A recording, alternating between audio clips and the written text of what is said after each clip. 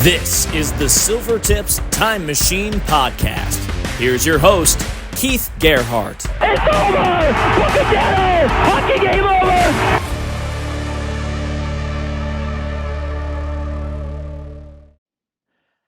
Hello, I am back. It's great to be back, in a certain way. Hi everyone, my name's Keith Gerhart, Everett Silvertips broadcaster from 2003 to 2007 season, the first 4 seasons, and welcome to the pilot broadcast, the first ever broadcast of the Everett Silvertips Time Machine Podcast. Well, it's great to be talking to the Silvertip fans once again. It's been a long hockey minute, but it's great to talk about Silvertips hockey more in the past as we go back in the time machine on this podcast, but also we'll stay in the present as well. Well, first off, where have I been? Well, currently, if you look at the background, no, I don't live in Philadelphia or anything like that, but there's a lot of Philadelphia items here since I'm from near the eastern side of Pennsylvania. But right now I currently live in Plainfield, Indiana, a western suburb right outside the great city of Indianapolis, Indiana, not too far from the Indianapolis airport if you've ever been there. I live here in Plainfield, been here since 2008, September 2008. I have a great family, lovely wife Karen, school teacher. She's been teaching at Center Grove High School, which is a very top suburb, south suburb high school of Indianapolis. She has taught a couple professional athletes. It's a very good academic school, but also a good sports school. Very good football team. That's usually always 6A state champions here and there, almost every other year or close to it. Also, Trace Jackson Davis also went to school at Center Grove High School, who played at Indiana University of college basketball, and then currently playing for the Golden State Warriors. Also, Carson Steele, if you're a Chiefs fan, Carson Steele went to Center Grove High School, and he currently is a fullback for the Kansas City Chiefs. He's the guy that owns I believe the alligator or crocodile, and also has the long blonde hair for the Chiefs. So that's some ideas of how big a school that is and how very popular school is for athletics down in Center Grove. I got 2 boys. They're fully grown for the most part. My oldest son, Andrew, is 16. He'll be a junior next year at Cardinal Ritter High School, a Catholic school in downtown Indianapolis, Indiana. He's currently playing tennis this fall. Will be playing basketball again this year as a junior, and hopefully maybe playing some golf this spring as well. For my youngest son, Luke, he is 13 years of age. He'll be going to 8th grade at Plainfield Middle School, right here in Plainfield. Really good football player, really proud of how well he's worked hard to get where he's at, playing football, wide receiver, defensive back for the middle school team in 8th grade. And also play some basketball, a little baseball here and there, and track and field. Pretty fast kid, doing some track as well. So that's a little bit, I've been doing currently. If you're wondering what I'm doing besides this podcast, I am doing somewhat broadcasting here and there. I'm actually going to be doing some public address. I've been doing public address for the Plainfield Quaker High School baseball team. And then this fall and this winter, I'll be doing Cardinal Ritter football as well as Cardinal Ritter basketball, doing the public address for those games as well. So I'm dabbling, getting my feet back into broadcasting, but this podcast is a big step for me. Why am I doing it? Well, I want to get back to maybe the 4 best years I had in my broadcasting career, and with this Everett Silvertips Time Machine Podcast. I want to talk to the guys of the past. I know you guys remember some of them. Hopefully, maybe some people listening to this or watching this maybe don't know the team from 2003, 2004, or even the 06, 07 Silvertips. But those first 4 years really have started, what the Silvertips are currently right now. So I want to get back to the past a little bit. That's why we're going to go on this time machine, this journey, hopefully here throughout this offseason and hopefully during the season as well.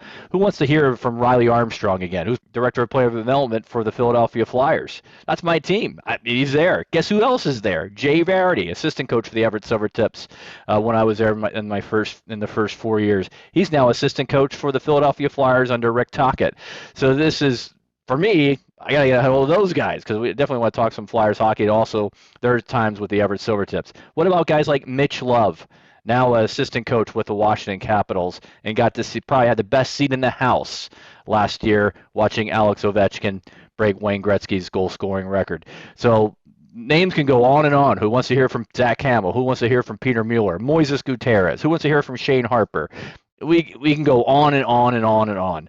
And we would definitely have our front office members, have them on the podcast as well, talk about their first 4 years with the Silvertips, especially that inaugural season. And also we'll hopefully have a broadcast roundtable as well. So I want to get back to the past a little bit, and we'll still talk Silvertips hockey in the present as well.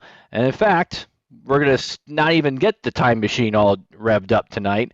In fact, we're going to talk to Everett Silvertips broadcaster, the current broadcaster of 5 years right now, going on his 5th season, in Casey Bryant. Well, there's some things that Casey and I don't have in common. First, he's a Mets fan. I'm a Phillies fan. I'm assuming he's a Giants and a Jets fan. I love my Eagles, Super Bowl champs, by the way. He's a Rangers fan. I'm a Flyers fan. He probably likes the Knicks. I like the Sixers.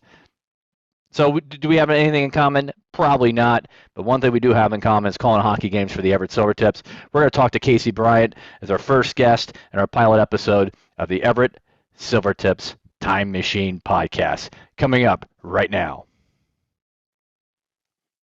Welcome back to the Everett Silvertips Time Machine podcast. And we're not even going to get the time machine started yet. We're going to get that later on here, hopefully in the next few weeks and few months, and hopefully even during the season. But with me is current Everett Silvertips voice, the pride of Marist University. Here is Casey Bryant. Casey, welcome to the pilot inaugural, I guess, show you could say, here of the Everett Silvertips Time Machine podcast. How things out in the Pacific Northwest?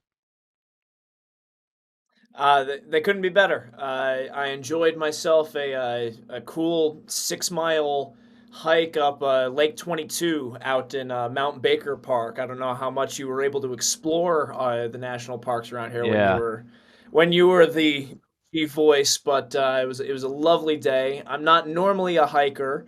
My buddy who just moved out here to Seattle is an avid outdoorsman, and I am trying to be a good friend. So I accompanied for the ride, and his 7-year-old golden retriever was probably a lot more agile on the trail than I was, but I hung in there. I don't remember doing much hiking, to be honest with you.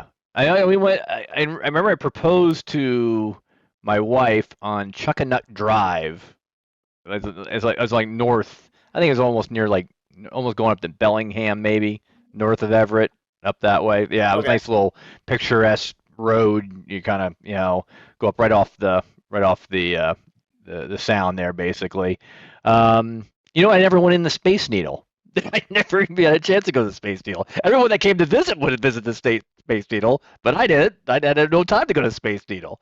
So yeah, not much. Well, I'm from New York, and I've never been up the Empire State Building. I get that. If it's the local touristy thing, there's no reason to do it. I get it wholeheartedly. I get you. Yeah, I mean, maybe Whidbey Island. I remember going to that. Whidbey Island, yeah. And then went to the naval base the one time. Yeah, naval base was kind of cool. Got a tour of the Abraham Lincoln back, and actually I remember we had a little bit of a summer, a June, you had at the naval base, they would have a softball thing. So it was us and we played the Everett Hawks of that indoor football league that was there at the time. So we played against them. We had a player Mitch Love played, Alex Levitt, a lot of the guys from the 04-05 team actually played in that. I think I played my normal position at first base, which I was a first baseman. I always looked up to Keith Hernandez from the baseball bunch, that's how I learned how to field first base. So there you go. And there's nobody better to study you if you're looking for defensive first baseman. There's nobody exactly. better. Well, let's get right to it. First off, again, going on season 5, and I remember texting you. For some reason, I thought you were the longest tenured at 5 years. I thought it was a 4-year term as a Silvertips broadcaster, but actually, you corrected me, and Mike Benton has 6. So you're now the second, tenured, I guess, broadcaster with 5 years. So talk about just really quick, your 5 years with the Silvertips. I mean, it was my favorite 4 years as a broadcaster, and I assume for you, Western Hockey League, compared to where you were at before, this has been a really good 5 years for you as well. Yeah, it's been fantastic. Mike Benton got ousted at the midterm vote, I guess, halfway through his second presidential term. No, it's been an awesome ride since coming out here in October of 2021 for me. This fan base is unlike any other, and I know that everybody says that about the team, their local team, especially the teams that sign their checks. But you know this as well as anybody, Keith, how passionate people can be in the Silvertip community, how much louder this building is compared to some of the others in the league. Uh, it's such an unbelievable place to play, and it's only gotten better and better with each passing season. I feel myself getting more comfortable not only within the fan base but also just in the community, learning what makes this fan base tick. What sets off the building, what players people gravitate towards. I've loved learning about the Silvertip community so much.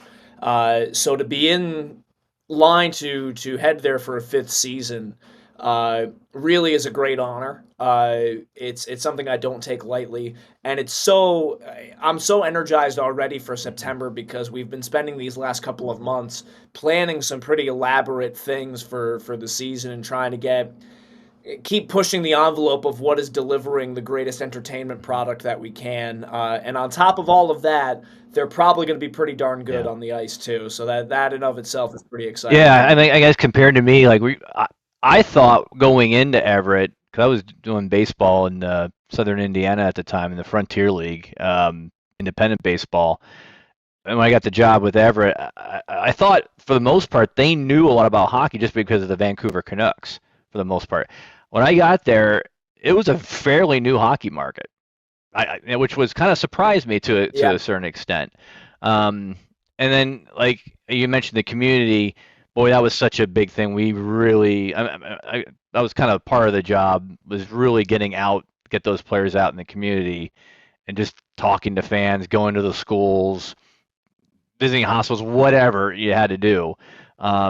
And yeah. thank goodness for guys like Mitch Love, that for his 2 years that were there, amongst many others. I mean, hopefully we'll talk to them down the road here on this podcast. But that basically kind of set the tone. And obviously, the first season, you couldn't pick a better season to have for your first time out of it. But but yeah, the community side of it, it was a so I look at that so fondly at the time because it was like, man, it was just kind of one of those kind of the I would say like the building blocks, like the kind of get building that organization up, and then the team just did what they did on the ice. So talking about like as far as the community, I mean, you mentioned it, let me ask you this: is that 03-04 team? Because I know there's probably some people that haven't been born when I broadcasted hockey. The Silvertips. It's been a long hockey minute of last game, like losing in Game 6 in Prince George for crying out loud in 2007. So it's been a little bit over 18 years. So there's obviously new fans, but the fans that were there, they're still around. I mean, obviously some have passed, and rest in peace to all the great Silvertip fans that have passed, maybe since I've been gone. But is that 03-04 team still talked about somewhat? You hear some, you know, yeah, Definitely. I think that there's some remnants, absolutely, of, people that cling to that original team and the original feel of what hockey was in the 2000s, hmm right? People have this idea of what hockey should be, which is, you get great goaltending and then you're supposed to be big, mean, physical fight, low scoring, right, games. To where as the game has evolved to be a little faster, a little more skill oriented, and in the Silvertips case, maybe a little smaller. People have, not everyone has agreed with how the roster has been structured, which is kind of funny. But that team still has such a fond place in people's heart. You talk about fans that have come to pass. In this past season, Brandon yeah, Hamilton, who was a longtime producer on hmm KRKO, passed, who was the unofficial team historian. Like, he was so oh in yeah, depth in keeping his notes, and he was so passionate about the organization, about the team, about the players. So I've been able to chat with his family in his passing, and he was such a great guy. So he's missed very dearly. And then Ron Yes. Olson, the OG Silvertips Booster Club president and one of the first season ticket holders, if not the first season ticket holder, passed as well. So, but that goes to show, Keith, like, to have a team formed in 2003, it doesn't feel like that long. Like the Columbus Blue Jackets have been around for longer. They were formed in 2000, but that's a long Yeah. time for something to be around, for a minor league team to be around. You don't realize how much time has flown for this particular team, and like you still have as many as there are diehards from day one. The Kraken and the overall hockey revolution that's come about in this region the last 5 years, that's brought in a whole new crop. And if I really wanted to make you feel old, Keith, I would mention that Landon Dupont and the new wave of 15 and 16-year-olds weren't alive the last time the team won the Scotty Monroe back in You're right. 2007. So if I really wanted to No, that's okay. No, you're good. No, you're right. And then I'm glad you mentioned Brandon Hamilton and Ron also. I'm glad you mentioned those two because Brandon was at every single like coach's show or player's show we would have on Monday night. Right on the front row, right there. Great person to talk. And his mom at the time, I remember, she was around and they were just big. And then I still have I think a plaque. I have it up in the downstairs in our sports room basement here. Have it mark that one down, as with a goalie save, So yeah, Brandon is always will be special. And Ron always make sure you go to the booster club thing. It's get those players out there, and he's great. I always made a point to talk to him before every game because part of my I would get all my prep work done a lot of way ahead of time, so I have a chance to kind of walk in the concourse way before. Yeah, so just to talk to him. So I'm definitely gonna miss him as well. Yeah, talk about this 24-25 season. I know we maybe talked when I was thinking about doing this podcast, how similar it was to the 06-0 season without, I think on our side, with our team, we didn't have the injuries where you had some major injuries, starting with Carter Bear, which we'll talk about here in a little bit, but how going before the injuries, what were you in your mind? Because I was thinking with our 06-07 team, we didn't play great into the kind of going in the playoffs. So I felt confident going in. I think we could have gone to the Western Conference final, and I think Vancouver would in the series we would have to get by to get there. But we never got to Vancouver, so yeah, we lost to Prince George. In your mind, did you see anything besides the injuries, an inkling where, man, this is going to be a tougher playoff stretch than we thought? It's funny because I thought the first half of the season they kind of outperformed what their potential was going to be, at least to me. Because I knew that the team was going to be good, but the question is how good, Right. Because so much of it is dependent on, how legit is Landon Dupont. I don't think anybody thought Carter Bear was going to be a 40-goal guy. I mean, we knew that he was going to be really good, but I don't think anyone thought he was going to be top 15 NHL pick, explosive year, good. I thought it was one of the deepest decors in the league. But there were a lot of question marks where you look up and down the lineup and you think, okay, if you're going to be a really great team, this is what you need. And everyone ticked the boxes that they were supposed to. And after the trade deadline, the Silvertips didn't make the move where they go in for an Andrew Crystal or a Braden Yeager. And you can, in hindsight, look at that decision, but they thought that their big addition was going to be, and they were correct, Austin Roost coming back from the pros because he was rehabbing an injury and the Nashville Predators sent him back down for an overager spot, and he wound up being their best player in the playoffs. So like he missed the entire regular season essentially, but he was such a godsend come playoff time. It was that month or so leading into the playoffs where you started to see some of the cracks form a little bit because they would put up a great performance against the Spokanes of the world, where like the number one threat to them in the conference that everyone thought, or even in Portland in the regular season, they were able to handle them really well.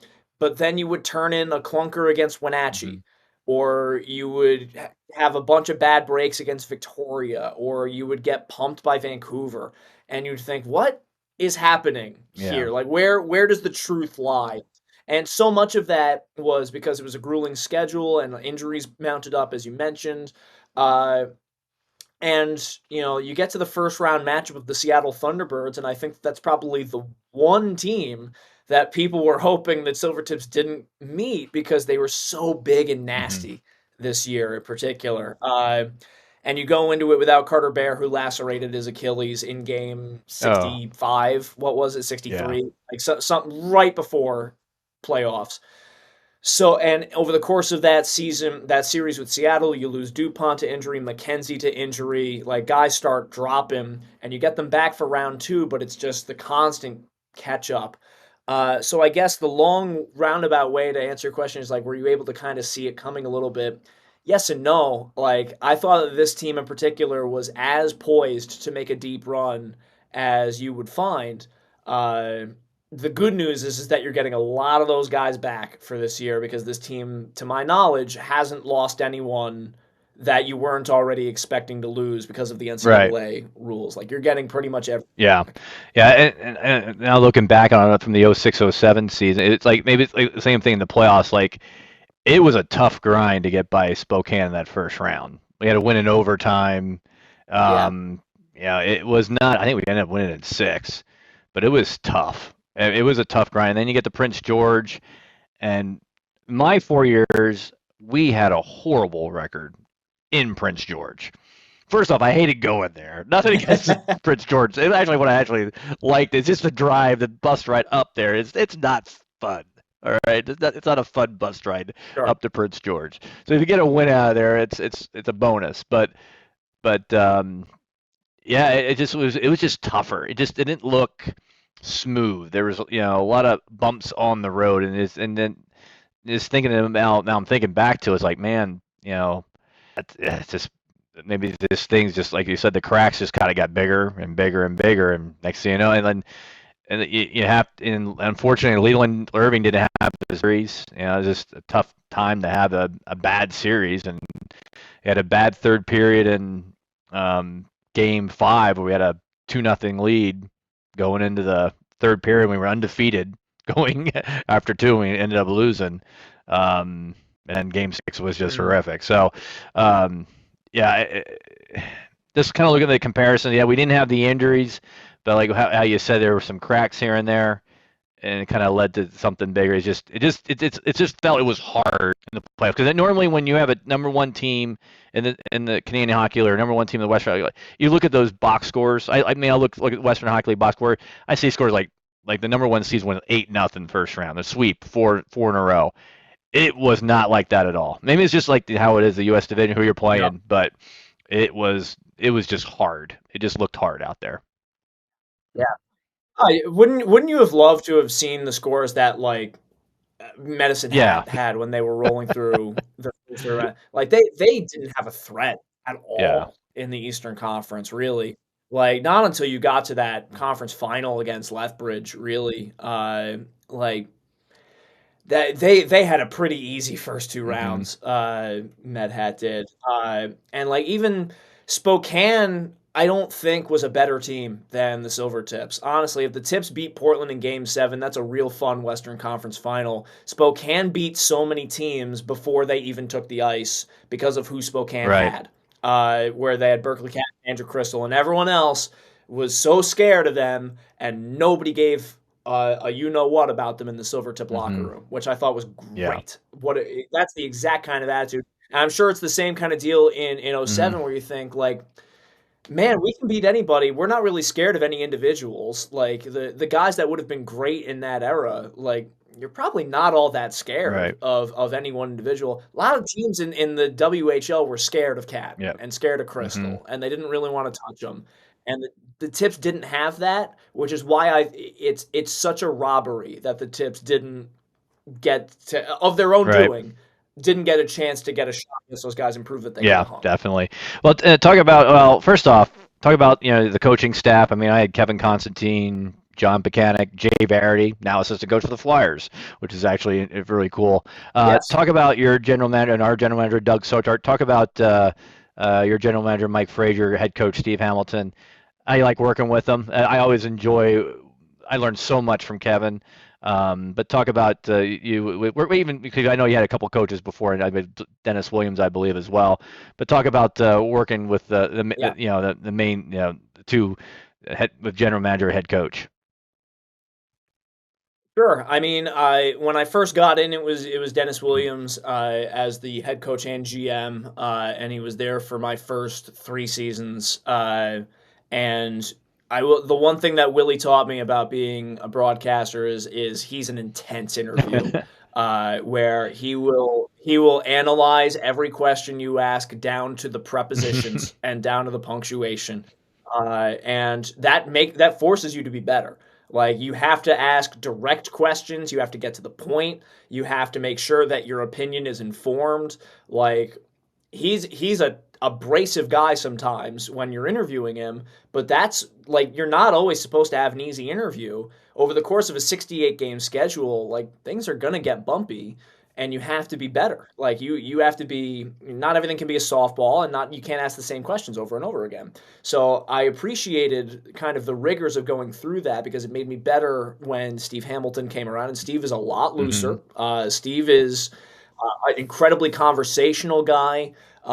He's someone who's awesome to be with away from the rink as well. Very open, chatty with every other member of his staff.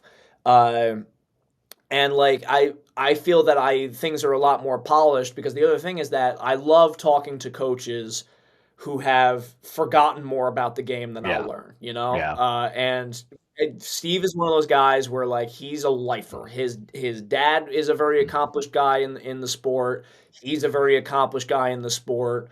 And, he's raising kids that are all around the hmm game. And, like, he just lives and breathes it. So you absorb as much as you can from a tactile standpoint, like, learning where the X's and O's are supposed to be, how to conduct yourself, how to phrase the questions. I've always wondered this, because I never got a chance to meet Kevin, hmm because Kevin was released the uh, by the Right. Wild before hmm they ever played against the Silvertips.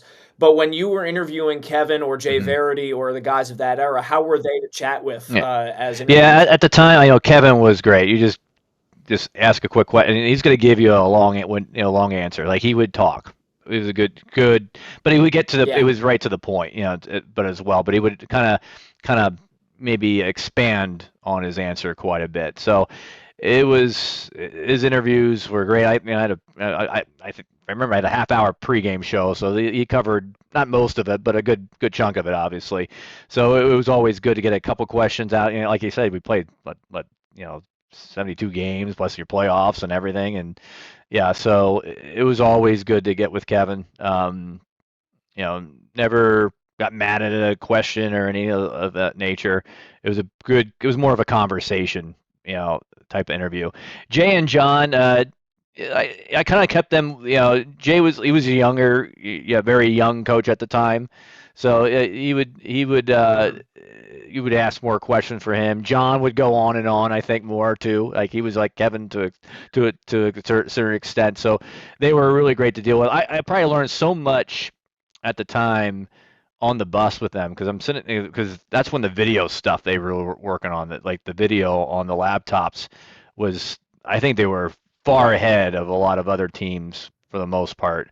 I mean, I don't know that for a fact, but it almost seemed like they were like we were well prepared going the game, but they were more focused on the Silvertips. Because I was asked my question all the time during the race. So what do you think about this team, like Tri-City or Seattle? What do they challenge they bring?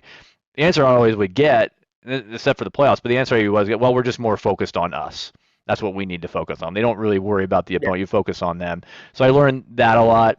But just the video, like how Jay and John broke it down, how each player would come in the front of the bus and say, hey, this is what you need to do. This is what you need to work on. Don't do this next time. Things of that nature.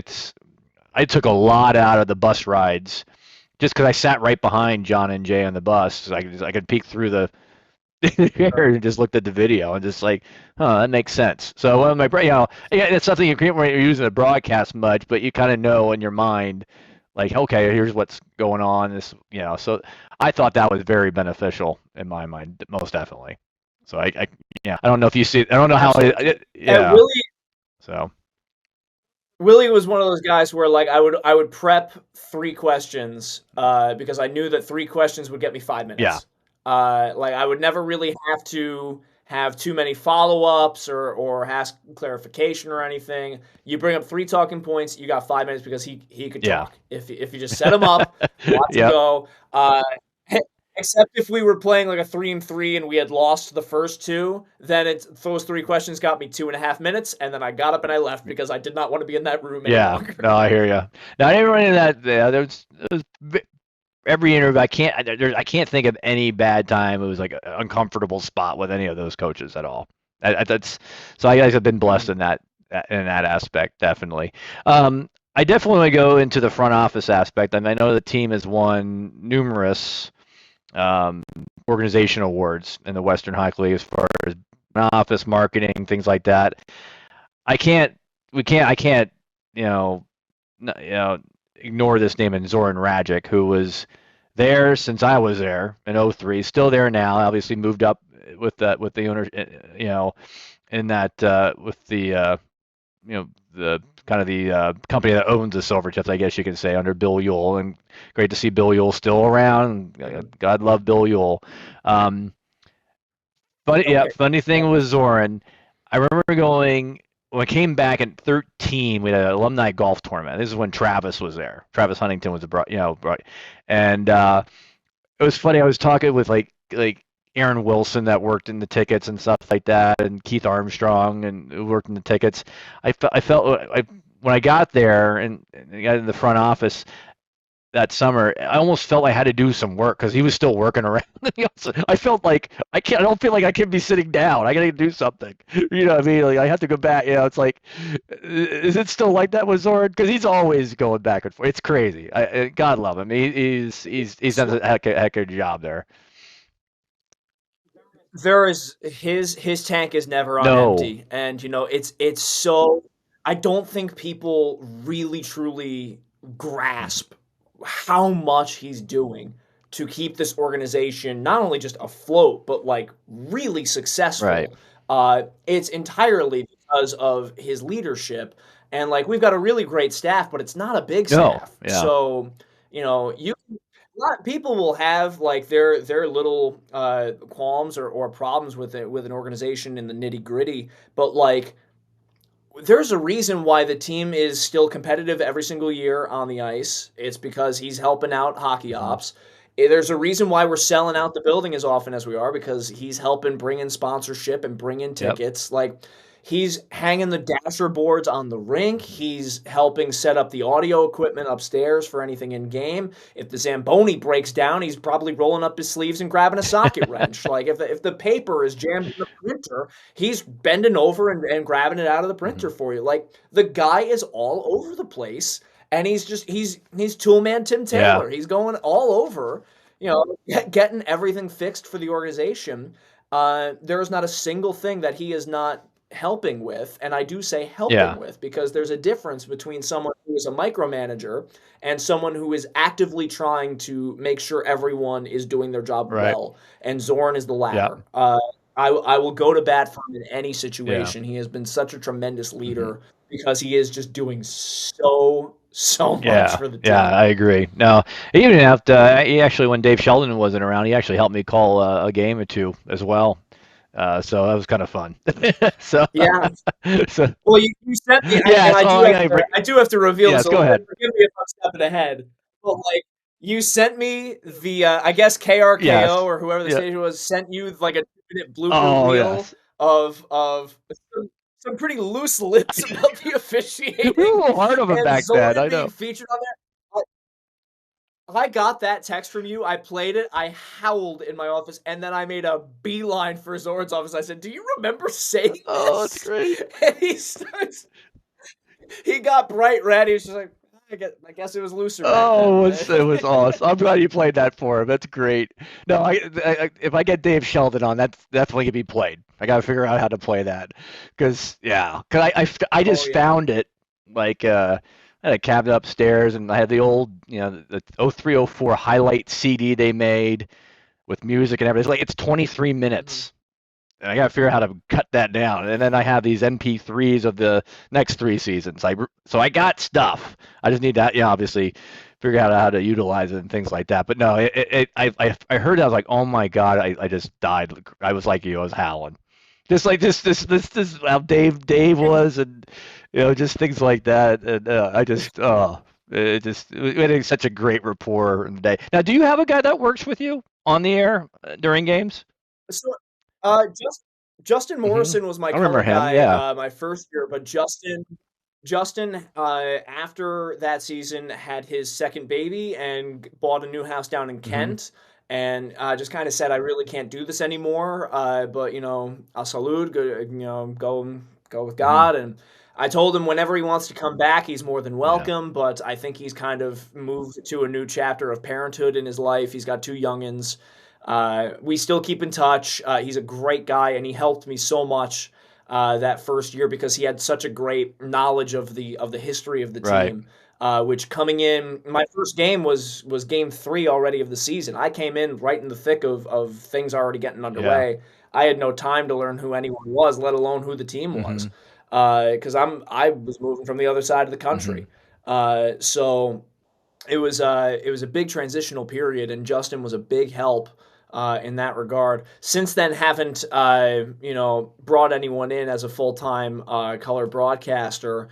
Not because I'm opposed to the idea, but just because I haven't found someone. I with the long line of guys that have been successful color analysts, I would want to find someone that I knew would represent the organization with integrity and poise. You go back to Dave, who has had a great broadcasting career. Al Kaniski, Kraken,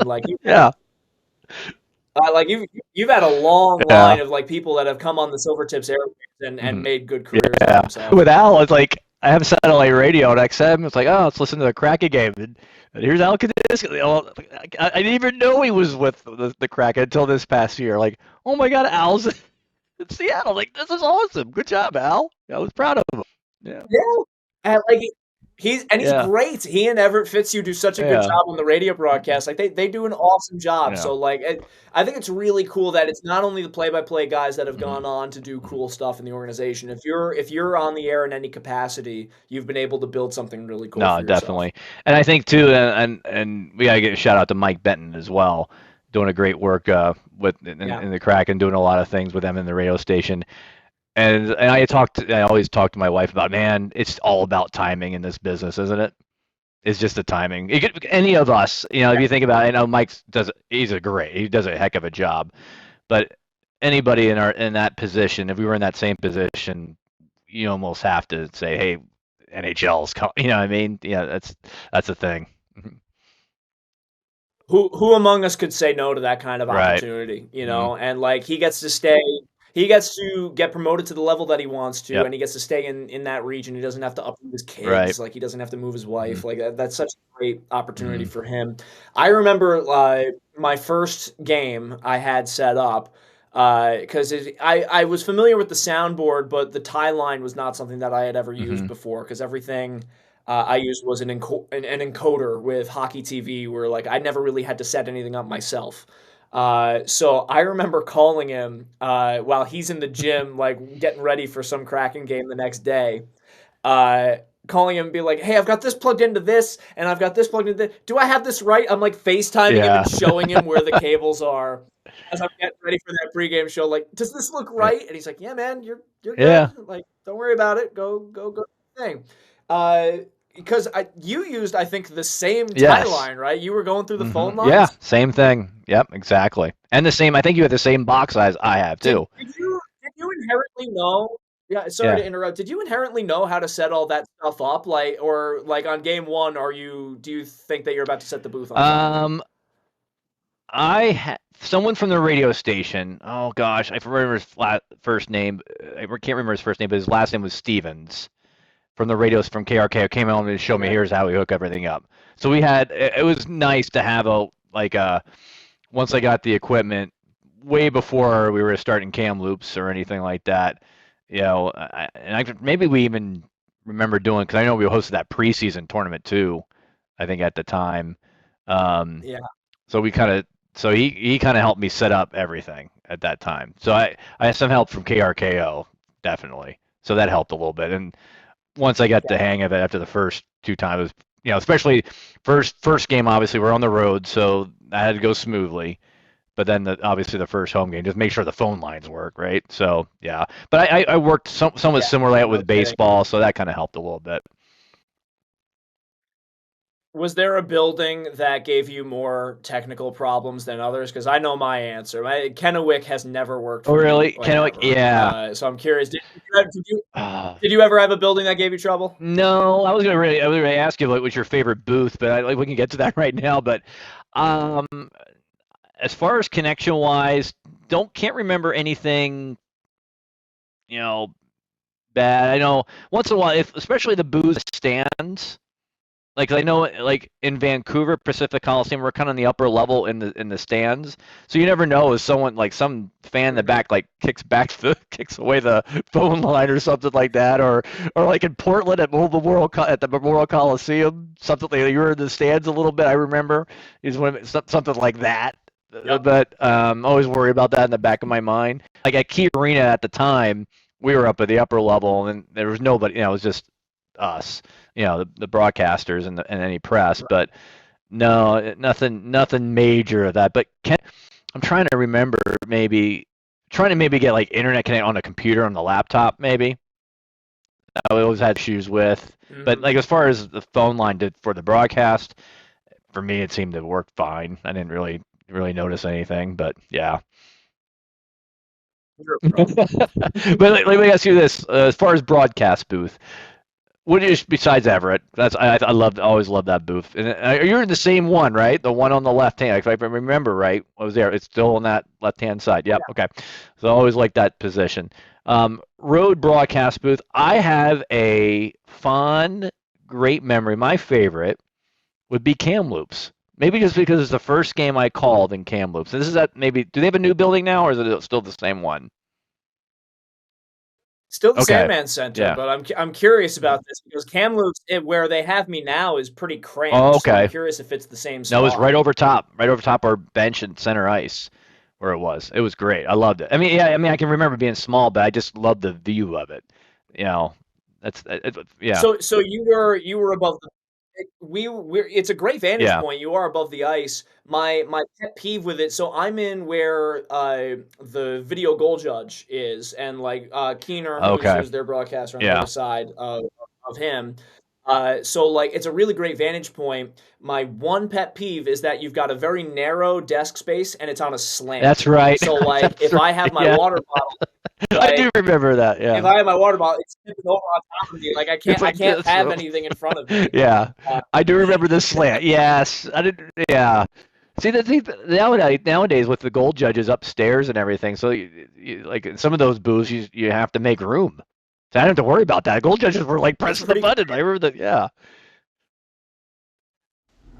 Again, I'd like to thank Everett Silvertips broadcaster Casey Bryant for joining me on our inaugural run of the Silvertips Time Machine podcast. You can check it out on everettsilvertips.com. Also check it out. You can listen to it or possibly watch it on Spotify, also on the Everett Silvertips YouTube channel as well. Don't forget, Everett Silvertips season tickets are on sale right now, everettsilvertips.com. My name's Keith Gerhart saying good night and good hockey.